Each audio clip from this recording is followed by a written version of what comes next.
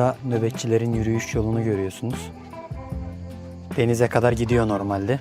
Ama şu an biz geçmeyelim diye jiletli telle kapatmışlar.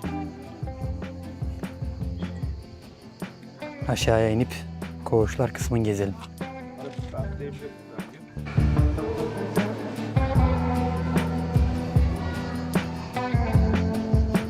İçeride bu şekilde yapılıyor mantılar. Böyle tek tek elle.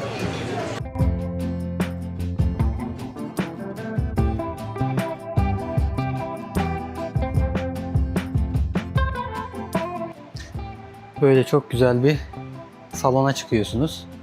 Şimdi buraları tek tek size gezdirip alt kata ineceğim. 85.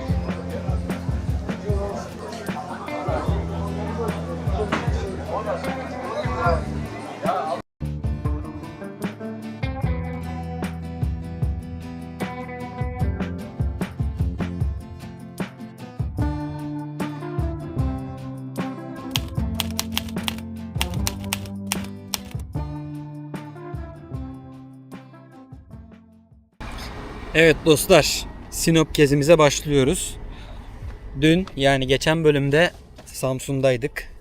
Bugün Sinop'a geldik. Hemen böyle çok güzel bir sahilde uyandık. Manzara mükemmel. Şimdi merkeze gidiyoruz. Hava biraz sıcak. Bugün size olabildiğince Sinop aktarmaya çalışacağım. Güzel bir kahvaltı yapalım. Sonra gezimize başlayalım. İlerleyen dakikalarda Hamsilos'a ve İnceburun Feneri'ne falan da gitmeyi düşünüyoruz. Sinop mantısını falan hepsini deneyeceğiz inşallah. Çarşıya doğru ilerliyoruz. Araç parkının sıkıntı olduğu hemen kendini gösteriyor arkadaşlar. Çünkü sağlı sollu her yer araç.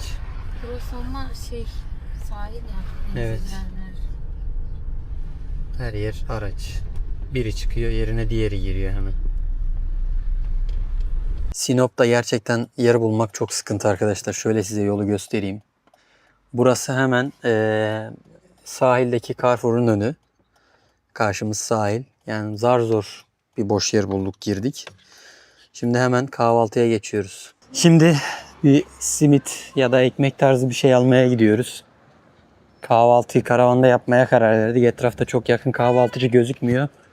Biz de enerjimizi daha kahvaltıdan kaybetmek istemedik.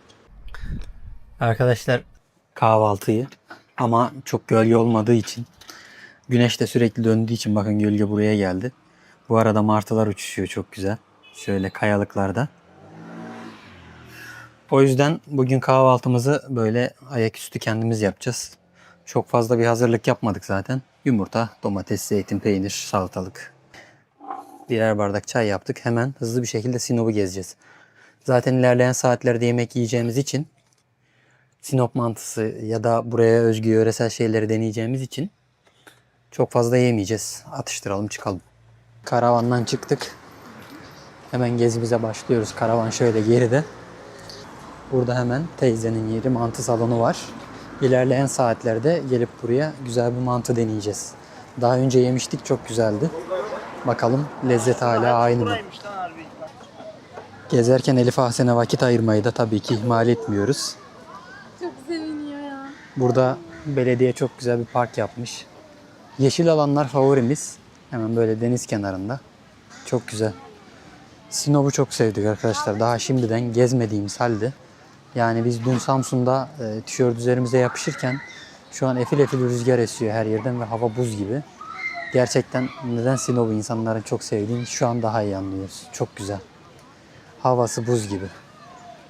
Gidelim mi? Gidelim mi kızım? Gel. Gel. Hadi gidelim. Hadi gidelim Elif Ahsen. Yerim seni. Tamam al sen tak hadi. İnsanlar karşıda surf yapıyor arkadaşlar. Çok güzel. Şöyle açıklardaki beyazları görüyorsunuz. Çok iyi. Burası sahil yolu, yürüyüş yolu. Her yer güvercin. Hemen karşımızda kale var. İlk durak kaleye doğru gidiyoruz. Şöyle bir, daha doğrusu surlara doğru gidiyoruz. Bir gezelim. Burada böyle tekne turu yapılıyor. Hemen fiyat bilgisi alalım. Dostlar, Karakum mevkiine kadar, plajına kadar gidiyorlarmış. 40-45 dakika kadar sürüyor. Git gel dediler. Kişi başı fiyat 150 liraymış. Hani gelirseniz bilginiz olsun. Biz belki Karakum'a araçla gideriz diye şu an tekne turu yapmayacağız. Şimdi Sinop Etnografya ve Sinop Müzesi'ne gidiyoruz arkadaşlar. Hemen meydandayız. Aslında müze gezmekten sıkıldım. Her yerde hemen hemen aynı şeyler. Ama yine de bir bakalım. Belki farklı bir şey vardır. Buraya kadar gelmişken belki size de bir fikir olur. Şehir meydanında böyle çok güzel parklar var arkadaşlar. Buralarda soluklanıp soğuk bir şeyler içebilirsiniz. Kış ayındaysanız sıcak bir şeyler içebilirsiniz. Her yer çok güzel. Sinop gerçekten sakin bir şehir.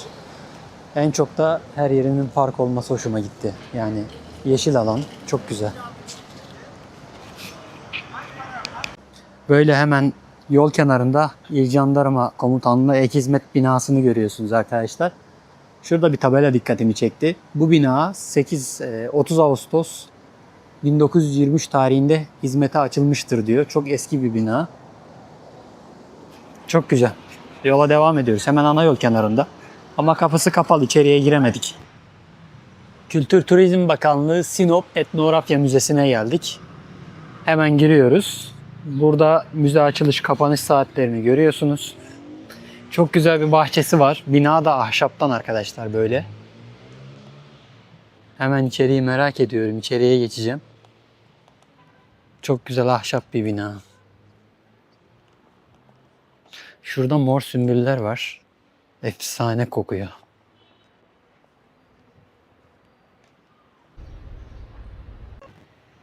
Hemen içeriye giriyorum. Hadi kızım.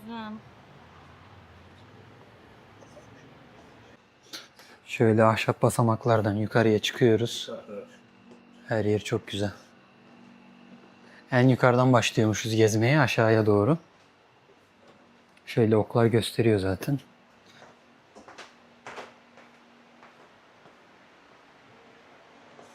Buram buram ağaç kokuyor. İçerisi çok güzel. Böyle çok güzel bir salona çıkıyorsunuz. Şimdi buraları tek tek size gezdirip alt kata ineceğim. Şöyle soldan başlayalım. Burada namaz kılan bir çift görüyorsunuz. Yalnız dekorasyon efsane. Şöyle diğer odaya geçeyim. Burada kahve yapan bir hanım kızımızı görüyorsunuz. Eski kahve öğütme aletleri. Baş oda dedikleri oda. Böyle erkeklerin yemek yediği bölüm sanırım. Duvardaki silah detayı falan çok güzel. Şu pencereler falan zaten ayrı bir oda. Burada nargile içen birini görüyorsunuz. Hemen diğer odaya geçiyorum.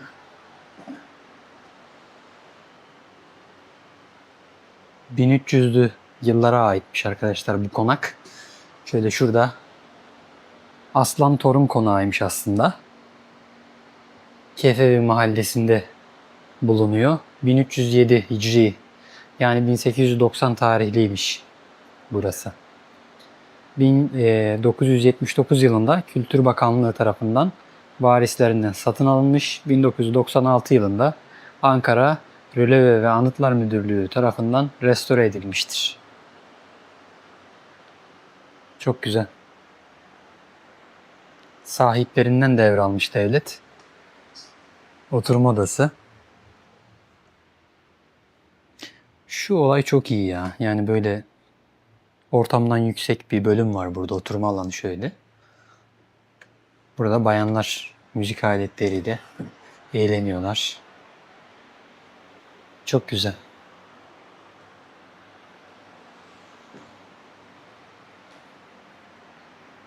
Burada Tokat'ta gördüğümüz kömür sobasını görüyorsunuz. Aynısı burada da var. Şimdi aşağıya inelim. Ahşap merdivenlerden iniyoruz. Böyle oklarla göstermişler aşağıya doğru. Burası alt kat. Burada dokuma yapılıyor.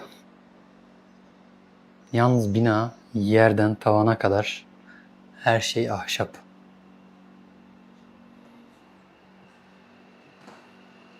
Diğer oda. El yazmaları bölümü. Yine eski pipolar, silahlar.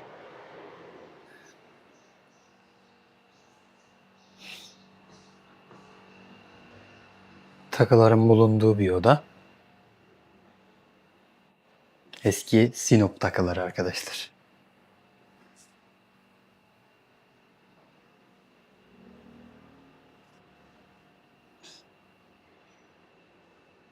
Şuna bile ne kadar emek etmişler aslında.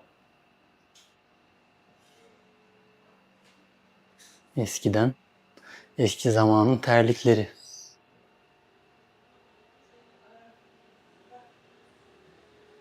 Çok güzel.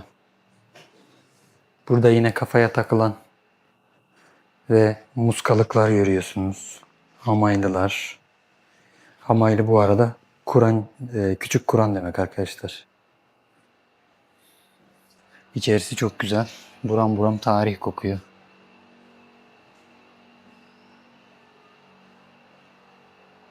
Şöyle silahlar odası. Burada eski silahlar görüyorsunuz. Kabzalar ne kadar ilginç. Şöyle. Burada oklar var. Miğfer var.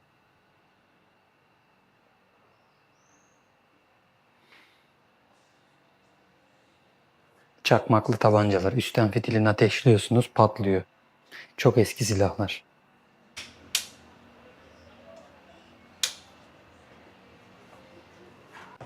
Burası da giriş kat.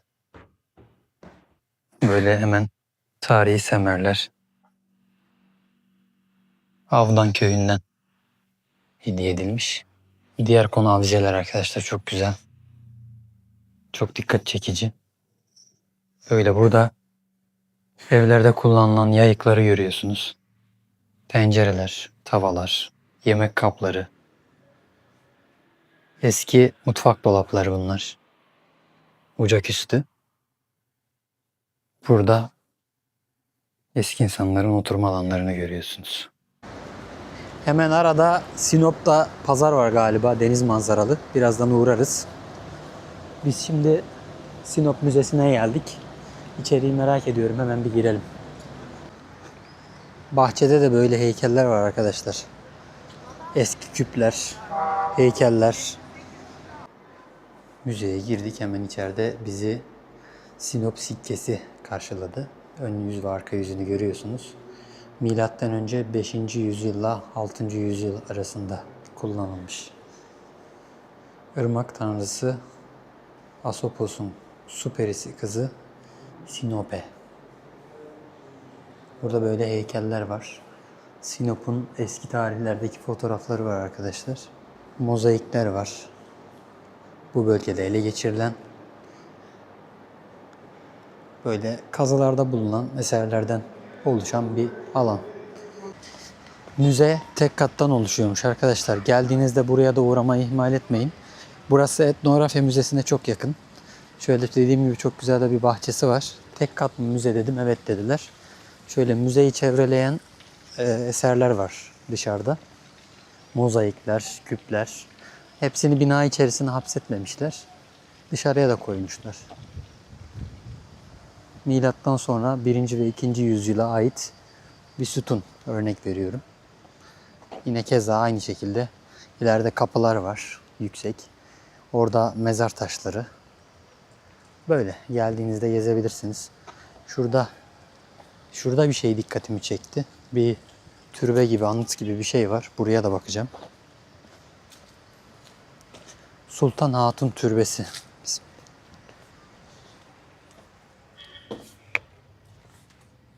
Evet. Burası da Sinop Müzesi'nin içerisinde Sultan Hatun Türbesi.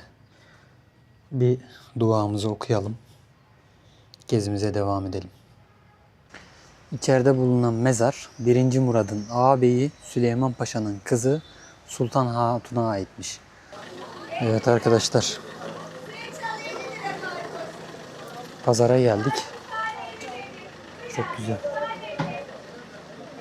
Deniz manzaralı pazar.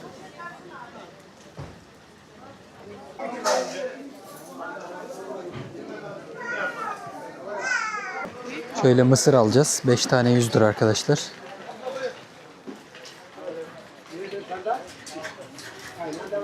Şöyle güzellerinden alıyorum. Şöyle mısırlarımızı aldık. Bir tadına bakalım. Sinop mısırının. Arkadaşlar böyle mısırcı abi somon satıyor. Gelirseniz hemen burası en alt sokakta. Sebze pazarının olduğu yerde. Taze günlük kendi yetiştiriyormuş. Geldiğinizde alabilirsiniz buradan. Kolay gelsin. Şimdi yarından sonra sahil yoluna gireceğiz artık. O yüzden yanımızda şöyle taptaze bahçeden yeni toplanmış taze fasulye alacağız. Olur da yolda bir şey yemek falan bulamazsak diye yanımıza alıyoruz. Şöyle çok güzel domates. Hemen bundan da alıyoruz. Kilosu 25 lira. Abla bakar mısın? Çok güzel gözüküyor. Sinop'ta pazar fiyatları gayet uygun arkadaşlar. Beklediğime göre ortalama diyeyim. Uygun demeyeyim. Normal yani. 85.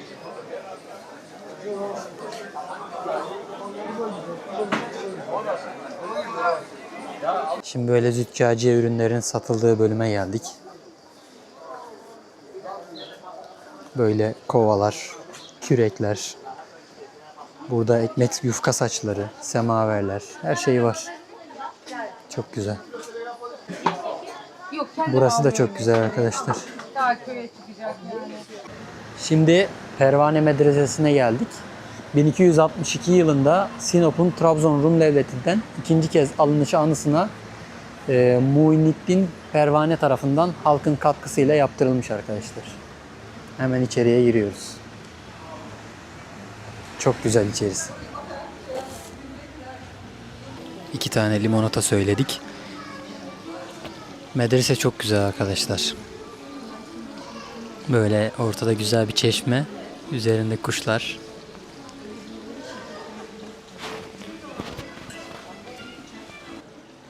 Burada okuma salonu var. Diyanet'in yaptırdığı. Şöyle. Küçük bir kütüphane. Geldiğinizde burada okuma yapabilirsiniz. Tekrar avluya indiğimizde böyle çok güzel bir avlu. Böyle kumda kahve yaptırabilirsiniz. Kahve yaparken çekildim. Kolay gelsin. Teşekkürler. Kışında içeride oturabilirsiniz. Dışarı malum soğuk olacaktır. İçerisi de çok güzel bu arada. Böyle. Selçuklu döneminde çocukların dinlenme alanıymış. Hemen az önce yanda gösterdiğim yerde okuma alanları. Gezinize burayı da ekleyin arkadaşlar. Bizim gibi oturup limonata içebilirsiniz serinlemek adına ya da kışına geliyorsanız bir kahve içebilirsiniz. Kolay gelsin. Teşekkürler. Burada aynı zamanda böyle hediyelik eşyalar da satılıyor. Böyle bir kendi kumaşlarını üreten bir abla var böyle. Bu desenlerin hepsini kendisi çıkartıyor. Böyle. Aynı şekilde. Dokuma tezgahı varmış içeride. Kendisi dokuyor böyle. İpler burada. Kolay gelsin. Hoş geldin canım. Hoş bulduk. Bunların hepsini tek tek siz Tabii dokuyorsunuz. ki keten dokuma. Sinop Keten yöresine dokuma. ait keten Sinop'a dokuma. ait. Evet. Geldiğinizde buradan alabilirsiniz arkadaşlar. Köklü naz dokuma. Köklü naz dokuma. Böyle reklam oluyor mu? Yok. Kolay gelsin. Sağ olun. Böyle arkadaşlar. Yöresel bir şeyler almak istiyorsanız el dokuması gelebilirsiniz. Biz şimdi cezaevi kapanmak üzere oraya geçeceğiz. Burada yine pasaj içerisinde 7 veren takı var. Kolay gelsin. Teşekkürler, hoş geldiniz. Hoş bulduk. Aşağıdaki abla söyledi ama kendiniz mi imal ediyorsunuz? Evet, ürünlerimizin kendi tasarımımız ve yan atölyemizde el işçiliği üretiliyor. Çok iyi. Ürünlerin hepsini kendileri üretiyormuş. Buradan gelip böyle kendiniz özgü ürünler alabilirsiniz arkadaşlar. sanırım tektir yani. Evet, el işçiliği olduğu için El işçiliği. aynısı olmuyor yani. Kendimiz yapsak bile aynısından yapamayız tekrarını diyorlar. Hepsinden bir tane arkadaşlar. Örnek veriyorum şöyle broşlardan. Kendinize özel bir şey almak istiyorsanız buradan alabilirsiniz. Kolay gelsin. Teşekkürler. Şimdi Sakarya Caddesi'ne çıktık arkadaşlar. Şöyle. Burası en işlek caddesi Sinop'un. Tek yön. Çok güzel. Ara sokaklar vesaire. Böyle kısa ama güzel renkli bir cadde arkadaşlar burası. Şimdi Sinop cezaevine geldik. Buraya daha önce de gelmiştik. Yaklaşık 4 yıl önce falan. O dönem tadilattaydı. Şimdi artık açılmış. İçeriye bir girelim. Tarihi Sinop cezaevi. 5'te kapanıyor. Şu an saat 4.30. Bir an önce girmemiz lazım. Hemen girişte bizi zindanlar karşılıyor. Böyle. Burası zindanlar. Şöyle bir yerde. Buradayım bak tuvaleti de kırmışlar. Yo burası bak bak. İşte. Böyle burada tuvaletleri var. Karşıda zincirler.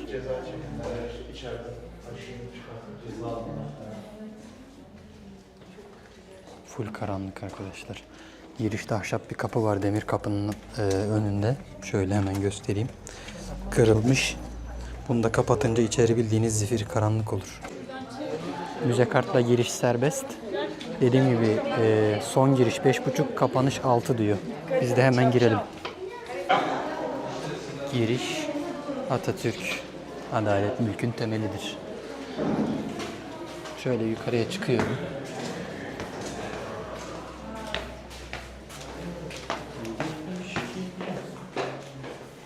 Burada koğuşları görüyorsunuz. İçeride. Bunlar görüş alanı, görüş yerleri arkadaşlar. Mahkumlar diğer taraftan geliyor. Siz buradan mahkumlarla görüşüyorsunuz. Bu şekilde.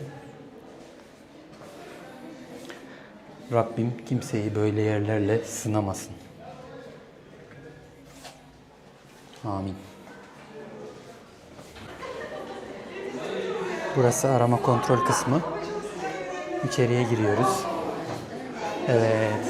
Burada da bizim karavancı dostlarımız Yoldan Aleme Instagram sayfasının açıklamalar kısmına bırakıyorum. Takip edebilirsiniz. İki çocuklarıyla Türkiye'yi geziyorlar. Tıpkı bizim gibi karavanla. Şöyle yukarıya çıkıyorum hemen.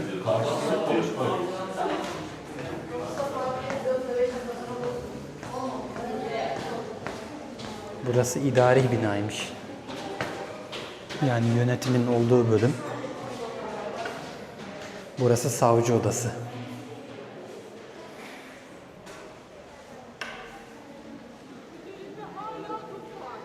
Karşı mahkum bölümleri.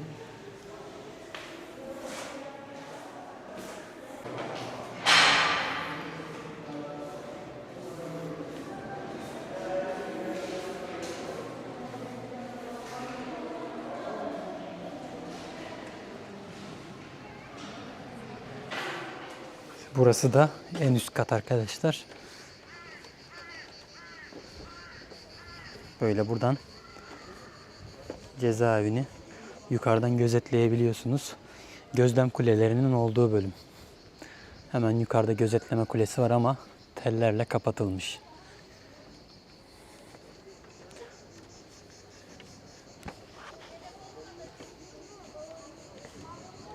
İçerisi böyle yukarıdan. Duvarlar hem çok yüksek hem de üzerleri jiletli tel.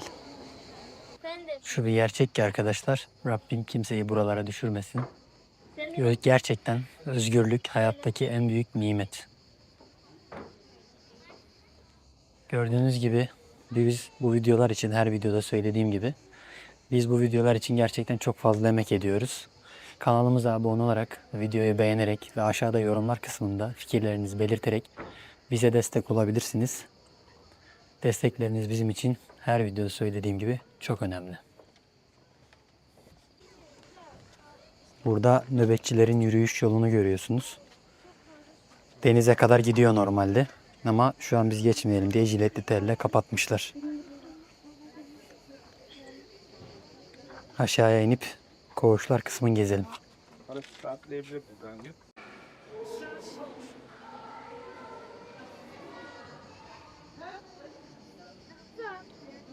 Şimdi idari binadan çıktık.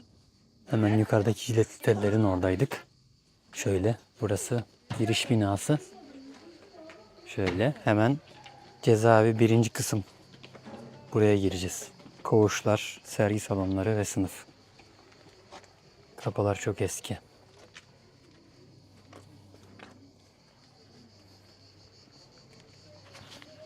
Kapılar bütün anıları böyle üzerinde barındırıyor arkadaşlar. İç avluya geldik şimdi.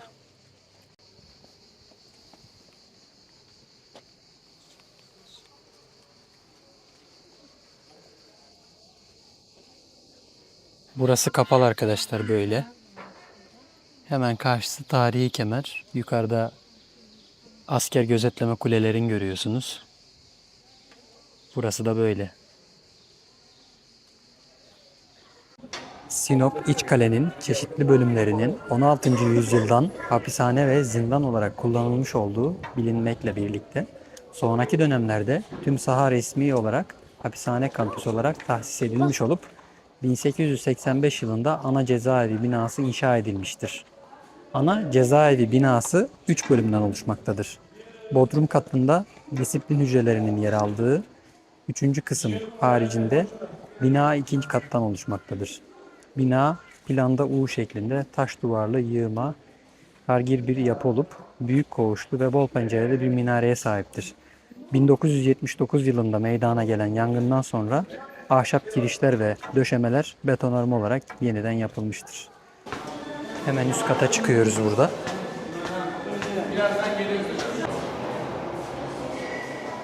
Burada böyle bir sergi yapmışlar.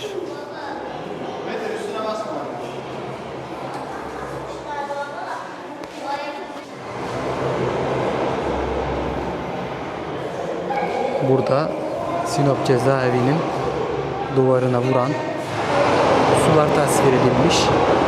Sanki siz denizin içindeymişsiniz gibi. Çok güzel.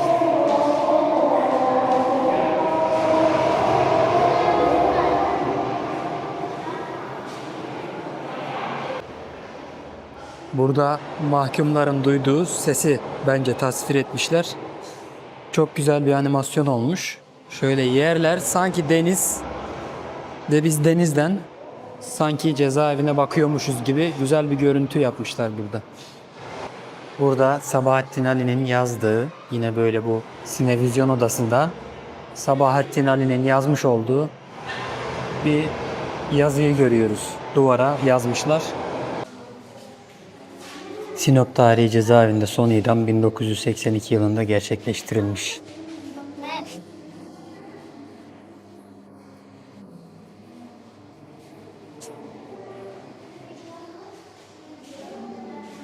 Çok güzel. Burada cezaevinde kullanılan ürünleri görüyorsunuz arkadaşlar. Kapkacak vesaire. Burada yazılan mektuplar.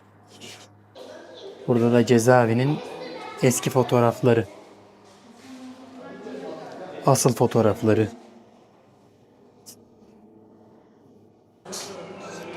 Böyle sergi salonları var. Burada da cezaevini görüyorsunuz. Minyatürünü yapmışlar. Böyle bir tarafı deniz. Cezaevi bu şekilde. Biz şu an şuradan girdik. Burayı gezdik. İleriye gittik. Birazdan çıkışta şurayı gezeceğim. Şurası kapalı. Şuradayız şu an. Orta bölümde. Çıkışta da birazdan şurayı gezeceğim ama gerçi burası da kapalı, şurası da kapalı. Şurayı gezeceğiz. Cezaevinin daha yukarıda şöyle ve şöyle bölümleri de varmış. Büyük ihtimal biri karargah falandır. Cezaevi jandarması vesaire. Burası da deniz yine. Burası cezaevinin krokisi. Şu an biz şuradayız. Orta bölümde. Yani şurada.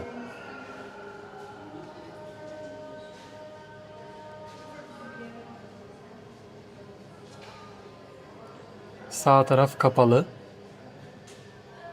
Sol avludan giriyoruz ama sol avlunun üst tarafı da kapalı. Burada da tarihten gazeteleri buraya asmışlar. 1960 yılına ait Ulus gazetesi. Hemen altında 1962 yılında ait Adalet gazetesi. Gazeteler var böyle. Yine cezaeviyle ilgili haberlerin olduğu gazeteler.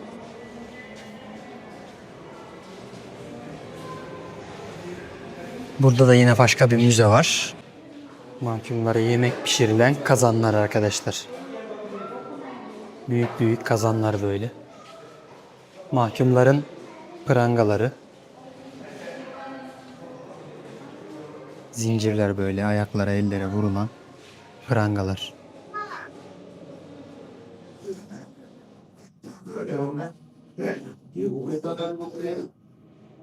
Paslanmış artık.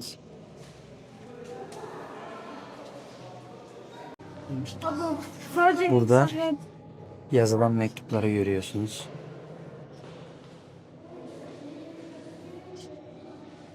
Çok güzel.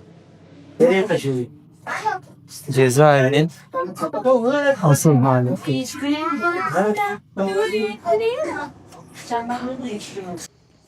Az önce izlediğiniz son görüntü de cezaevinin bozulmamış o yıllardaki gerçek haliydi.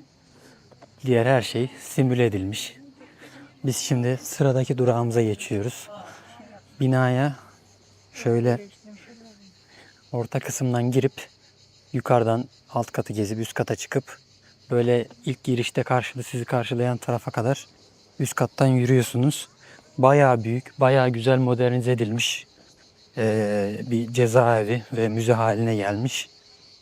Sinop'a zaten gelirseniz uğramanız gereken birce ilk yer burası. Kesinlikle gözden kaçırmayın. Hemen merkezde bulunan Alaaddin Camii'ne geldik. Burası çok eski ahşap bir cami arkadaşlar. Yani şadırvanı, görüntüsü vesaire mükemmel. Çok güzel bir bahçesi var.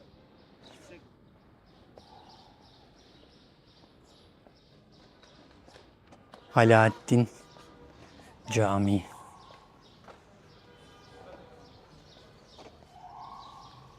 ...1214 yılına ait bir cami burası. Çok eski bir cami arkadaşlar. Çok güzel. Her yeri ahşap. Enine bir cami. Her yerde göremeyeceğimiz türden bir cami. Şöyle. Yapılış tarihi 1214 yılı. Hemen içerisine girelim. Bir de içerisine bakalım.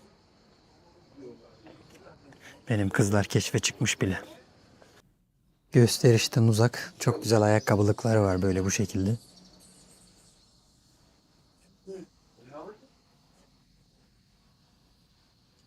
Hemen ahşap kapılardan içeriye giriyoruz. Cami çok güzel, uzun. Üst katları var böyle.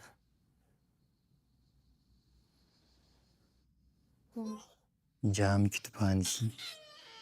Kitaplar. Çok güzel.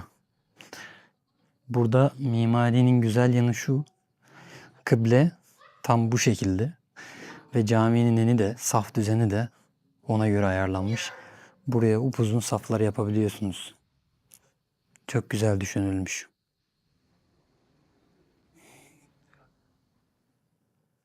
Elif Ahsen. Allahu Ekber. Yavaş kızım. Gel. Gel kızım. Gel kızım. Gel.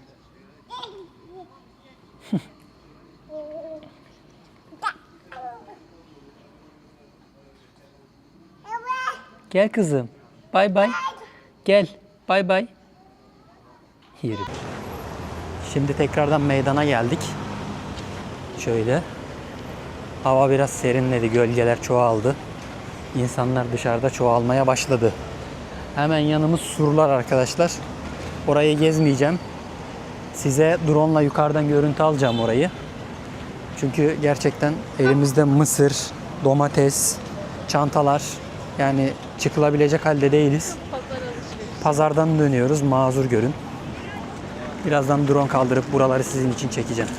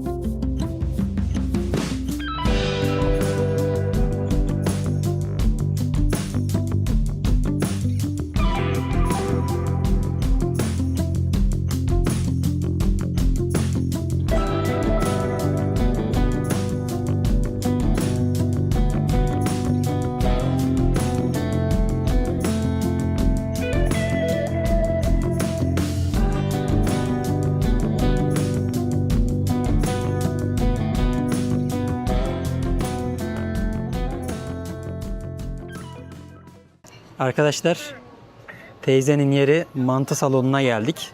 Şimdi burada Sinop mantısı deneyeceğiz. İçeride bu şekilde yapılıyor mantılar. Böyle tek tek elle. Arkada açılıyor. Burada böyle dolduruluyor. Sonra da şöyle arkada pişip servis ediliyor. Dostlar, siparişlerimizi verdik. Böyle karışık söyledik biz. Karışıkta bir taraf cevizli, bir taraf yoğurtlu sarımsaklı oluyor mantı. Hemen deniyoruz. Alsın. Fiyat bilgisini de şu şekilde vereyim. Fiyatlar bu şekilde. Ağustos 2025 fiyatları. Aldım. Önce yemek bizim ne haddimize. Elif Ahsen dururken. Önce Elif Ahsen doyacak. Sonra bizim yemek buz gibi olacak. Öyle yiyeceğiz değil mi kızım? Al bakayım. Canın sağ olsun. Hı. Hamur incecik arkadaşlar. Yumuşacık. Hı. Yavaş yavaş ye kızım. Bakalım tadı nasıl. Çok güzel gözüküyor.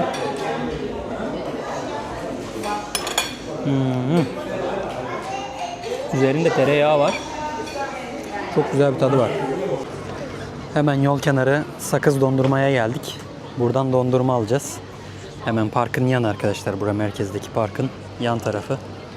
Teyzenin yeri mantı salonunun karşısı. Kilo 650, top 30 liraymış arkadaşlar. Kağıt helvada 150. Elif Ahsen yine haracı kaptı. Gittiği her yerde verelim mi diyorlar. Şöyle küçük bir külah hazırlatıyoruz. Hasta olmayacak şekilde. Hemen onu gömüyor. Ham. Ye aşkım. Ham. Afiyet olsun. Şimdi İnceburun Feneri'ne geçiyoruz gün batımı için. Hamsilos ve Akliman'a yetişemedik. Onlar artık yarın sabah gezeceğiz. Gün batımında İnceburun Feneri efsane oluyor. Dostlar, Sinop merkezde özellikle bu ada kısmında otopark ciddi sıkıntı. Yani 2 saati 160 lira gördüm yanılmıyorsam. Saatliği 80 lira ortalama. Sinop merkezden çıktık. Şöyle çok güzel bir manzara var. Sağa doğru gidiyoruz. Şimdi az gerimizde su doldurduk. Yol kenarında karavanlar için içilebilir buz gibi böyle su kaynakları var. Birkaç çeşme var yol kenarında. Bir sürü çekme karavan yan yana dizilmiş ücretsiz plajda. Buraya da gelip burada da konaklayabilirsiniz. Burası Hamsilos yol üzerinde. Sinop'tan hemen çıkar çıkmaz. Hamsilos yazın. Örnek veriyorum şöyle. Karavanları görüyor musunuz? Bu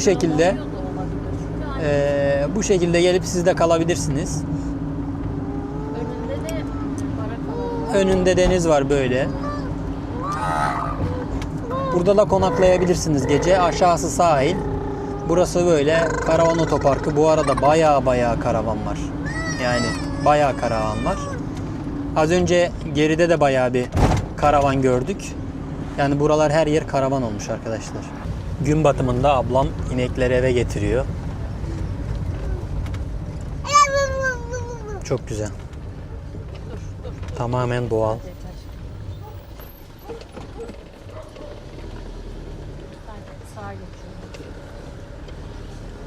Sarı kızlar Karınlarını doyurmuş eve geliyorlar.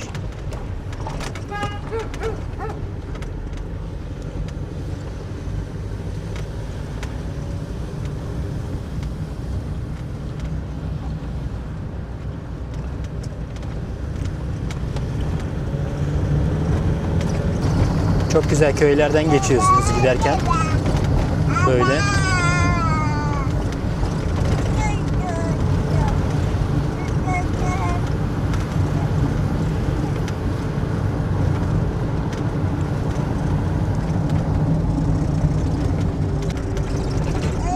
Yollarda gidiyoruz Hamsilos koyuna ama arabada ne alt takım kaldı ne bir şey arkadaşlar. Yani buraya bu Hamsilos İnceburun yoluna yani kim bakıyorsa hangi yetkili bakıyorsa Allah rızası için şuraya bir yol yapsınlar.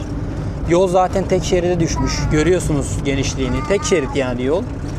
Bir de yetmezmiş gibi zaten ya karşıdan gelen ya da biz birbirimizin üstüne çıkacağız yani. Bakın selektör atıyor yana kay diye. Yolu sıfırlıyorum. Ona rağmen teğet geçiyor. Bir de yolda zaten yama, çukur, tümsek, had safhada. Yani ben burayı hiç yakıştıramadım Sinop'a. Umarım bir an önce yolu genişletip buraya güzel bir asfalt dökerler. Yani 4 yıl önce geldiğimde de aynıydı. Hala aynı. Hiçbir değişiklik yok. Yakışmıyor. Yani burası tüm Türkiye'nin neredeyse bildiği bir yer. Şu yolun genişliğine bakın Allah rızası için. Tek şerit. Bir de hadi onu geçtim. Yamalı, çukur, tümsek. Arabayla az önce öyle bir zıpladık ki yani. Dedim bir yerin kırdık herhalde.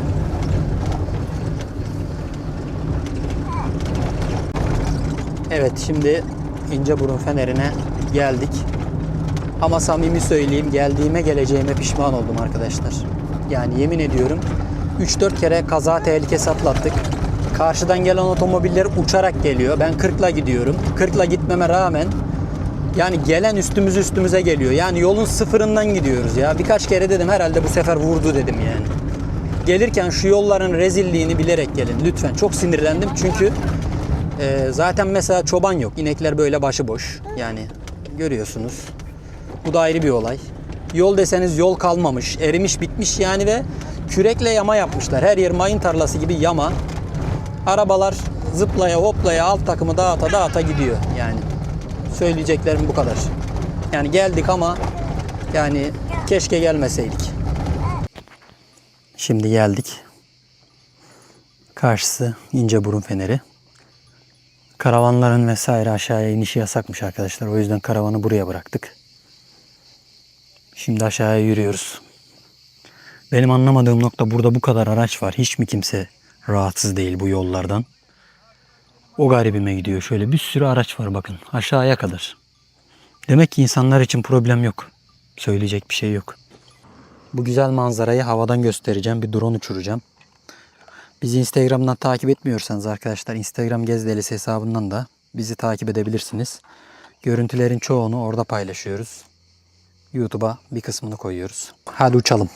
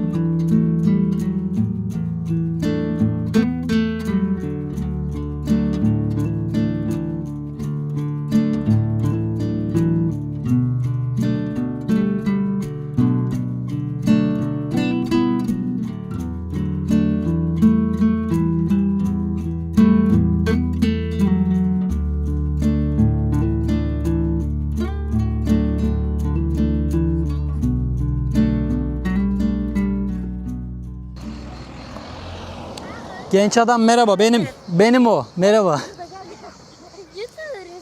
Evet, video çekiyoruz. Bak, şimdi ince burun fenerini çekiyorum. Bak yukarıdan. Abone olacağım. Takipleşelim.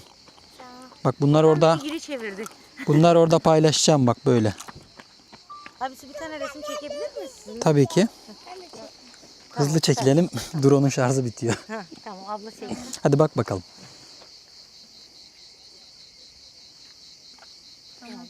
Şunu da sen de gör. Gel.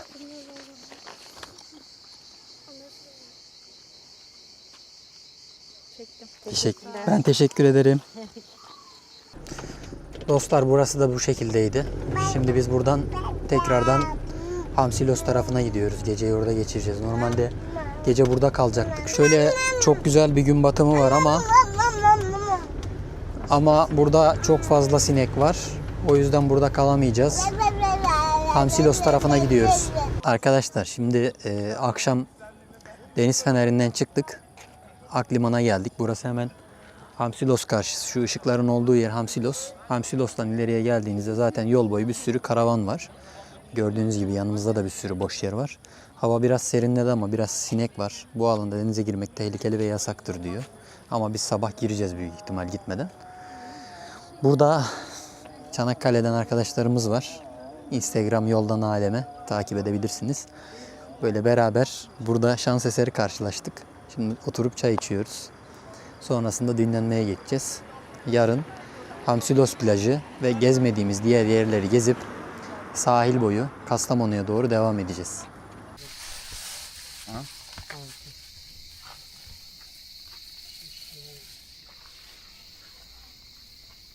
Arkadaşlar sabah böyle gördüğünüz gibi bir amca simit satıyor yol kenarında. Elektrikli bisikletle alabilirsiniz. Hemen karşısı Hamsilos koyu. Çok güzel bir deniz var burada. Şimdi sabah uyandık. Hemen burada denize gireceğiz. Gece biraz sinek vardı ama şu an güzel. Size koyun güzelliğini gösteriyorum şöyle. Günaydın aşkım. Hoş seni yedim. Gece burada cibinlikle uyuduk. Biraz sinek vardı gece dışarıda. O da arkası sazlıkmış, sonradan fark ettik. Ama öyle aşırı değil. Sinek ilacı kullandık. Hiçbir sıkıntı olmadı. Gece bayağı serindi arkadaşlar. Yani Samsun'a göre bayağı serin. Civilliğimizi kurduk buraya. Arka kapılar açık uyuduk böyle. Çok güzeldi. Şimdi denize gidiyoruz. Giyindik. Ufak bir suya girelim dedik.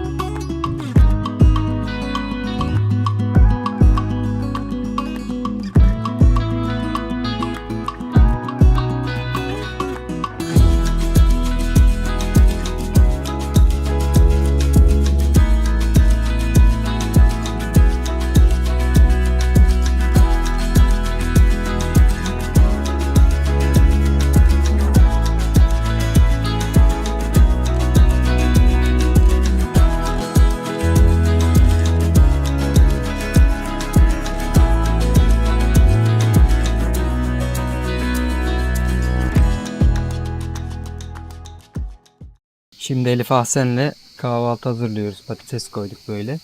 Arkadaşlar dışarıda piknik tüpü kesinlikle yazın çok mantıklı. Zira içeride araç çok ısınıyor. Kapalı ortam olduğu için. İçeride var ocağımız ama yazın dışarıyı kullanıyoruz. Gördüğünüz manzara mükemmel. Drone uçuşunu.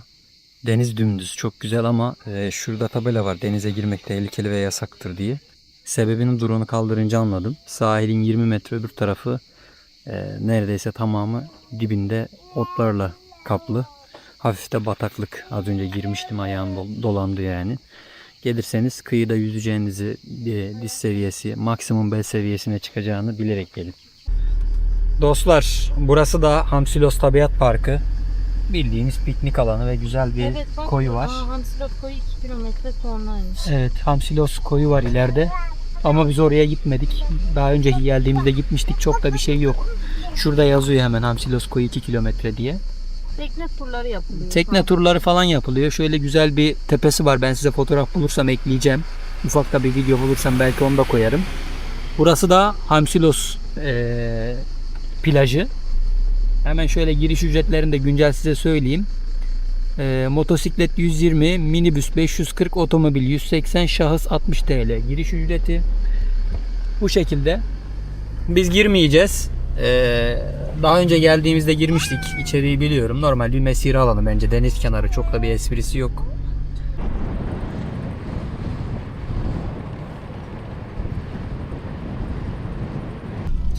Evet değerli dostlar. Bir bölümün daha burada sonuna geldik. Sinop videomuz bu kadardı. Dediğim gibi ileride Hamsilos koyu var ama biz daha önce gittiğimiz için gitmedik. Çok bir esprisi yok çünkü bizce. Hani tabii ki sizin görüşünüz farklıdır. Gitmek istersiniz, vaktiniz vardır vesaire gidebilirsiniz. Biz daha önce gidip gördüğümüz için gitmedik. Yaklaşık 4 yıl önce dediğim gibi buraya tekrar gelmiştik biz. Şimdi anıları yad etmek gibi bir şey oldu bizimkisi. Umarım size bir fikir olabilmiştir Sinop konusunda. Özellikle karavancı dostların nerede konaklayıp nereden su doldurabileceği konusunda vesaire. Olabildiğince detay vermeye çalışıyoruz. Sonraki bölümde Kastamonu'da olacağız arkadaşlar. Kanalımıza abone olarak videoyu beğenmeyi ve yorumlar kısmında fikirlerinizi belirtmeyi unutmayın. İnanın bu bizim için sandığınızdan çok daha değerli ve önemli. Kanalımızı büyütmek, daha fazla insana ulaşmak istiyoruz. Gittiğimiz her ilde, abartısız her ilde mutlaka bir tanıdık çıktı.